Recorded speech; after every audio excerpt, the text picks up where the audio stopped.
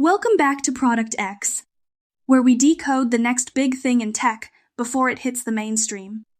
I'm Rena, and today we're talking about a company that's literally trying to give every robot on the planet a brain. Vivian, why don't you start us off with a quick intro? Hey everyone, I'm Vivian Liu, a veteran angel investor with PreAngel Fund, and I've been backing deep tech for over a decade now. And Nolan, your turn. I'm Nolan, former CTO at a big tech company in Silicon Valley.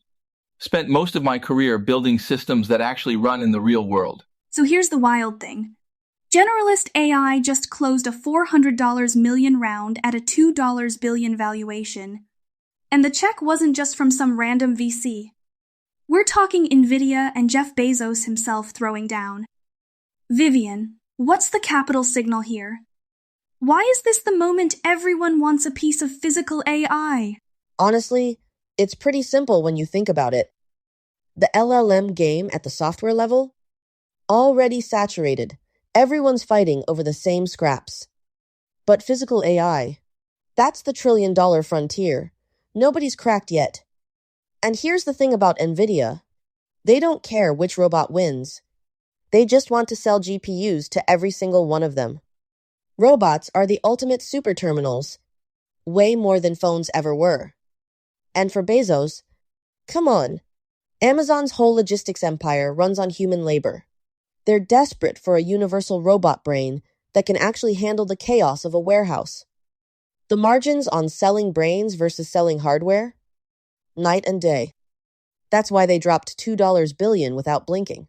Yeah, I want to jump in there because from the engineering side, it's not just about the money. There's a fundamental shift happening. Traditional robots are basically expensive paperweights. You program them for one exact task, and the moment something's slightly off, wrong lighting, object moved 2 centimeters, they just crash. What Generalist AI is doing with Gen 1 is completely different. They took everything Pete Florence learned building RT2 at DeepMind and said, what if the robot could actually think on its feet? That's a great transition, Nolan. Let's dig into Gen 1 specifically. What's under the hood that makes it so different from what we've seen before? The core breakthrough is what they call adaptive intelligence.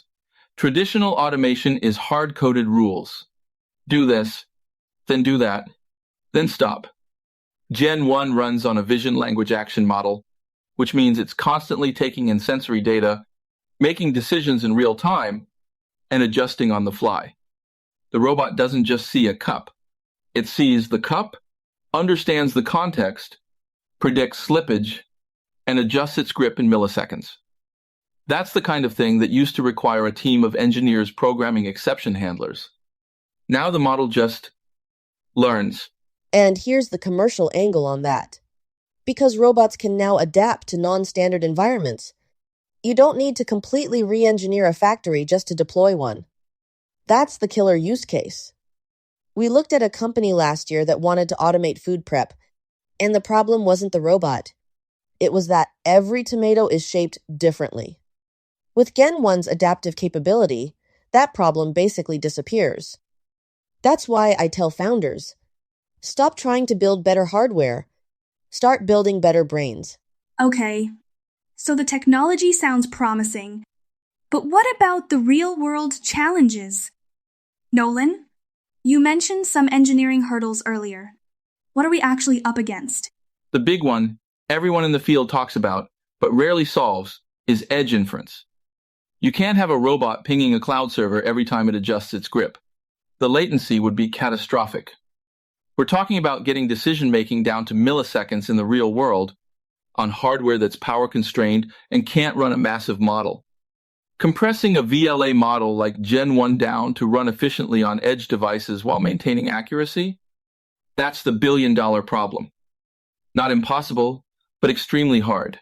I agree with that technical challenge, but from an investment standpoint, that's actually part of the thesis. The team at Generalist AI, Pete Florence, Andrew Barry, these aren't their first rodeos. They've seen this movie before with RT2 and Palm E. The question isn't whether they can solve it, it's how fast. And given that Nvidia is already backing them, I'd say the compute side is locked in. Let's wrap with the bigger picture. 5 years from now, if Generalist AI nails this, what does the world look like? Every manufacturing line, every warehouse, every restaurant kitchen running on the same universal brain. That's the dream. And the beautiful part from a business perspective is it's a SaaS model. You're not selling robots. You're licensing intelligence. The margins on that are insane. I'll add it's not just about replacing manual labor. It's about tasks that were literally impossible before.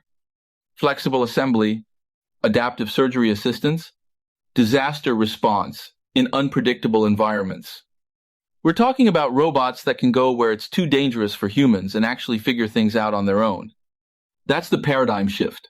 Love it. Let's do a quick lightning round now, just rapid-fire thoughts.